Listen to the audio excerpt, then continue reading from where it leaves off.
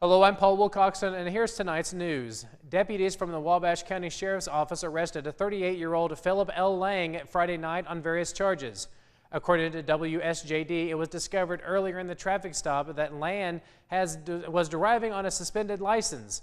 Further investigation revealed an odor of narcotics.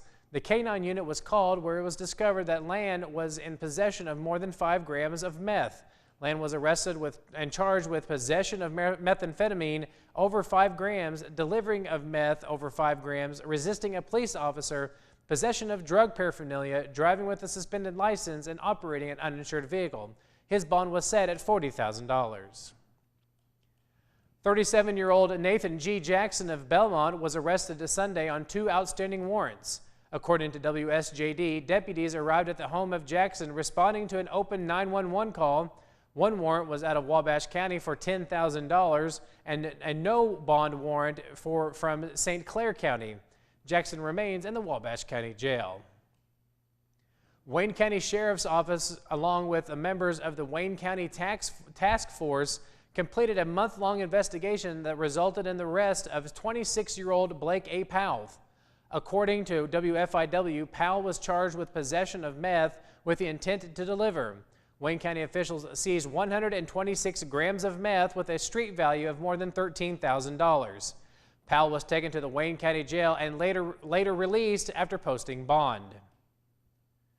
27-year-old James E. Harms of Mount Carmel was arrested by police during a traffic stop Friday. According to WSJD, Harms was arrested during a traffic stop when it was discovered he was wanted on a failure to appear warrant in Wabash County. He was taken to jail where he was served the warrant and written a citation for failure to wear a seatbelt. 32-year-old Amanda Scott of Fairfield and 29-year-old James Razor of McLeansboro were arrested by Hamilton County Sheriff's deputies after a report of a suspicious vehicle. According to WFIW, both were charged with possession of meth, possession of a controlled substance, and possession of drug paraphernalia. A hearing is set for December the 20th. Electrical fire is to blame for a nearly $1,000 worth of damage after a fire broke out on the 400 block of Locust Street in Lawrenceville. According to WAKO, units of the Lawrence-Allison Fire Protection District were called to the home of Lloyd Pond to put out the fire. There were no injuries to report.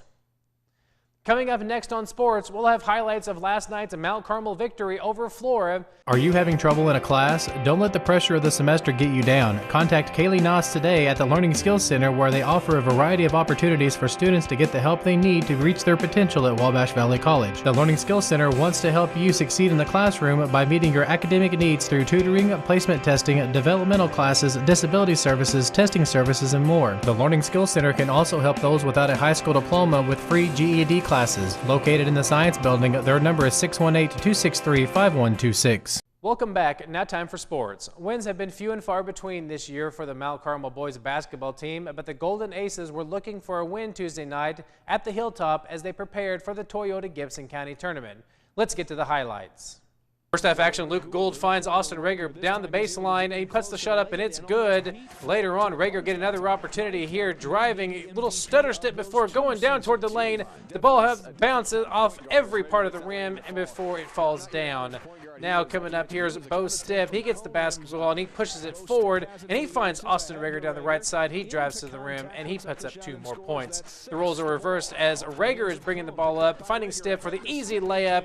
Aces win it over Flora, 59-38. Next up for the Gibson County Tournament, the Aces take on Gibson Southern on December the 18th at Gibson Southern High School. In other boys high school basketball action, Fairfield all over Hamilton County, 71-23. Lawrenceville a winner over Edwards County, 61-56. It was Benton easily over Carmel White County, 45-14, and Grayville falls to Gallatin County, 81-46.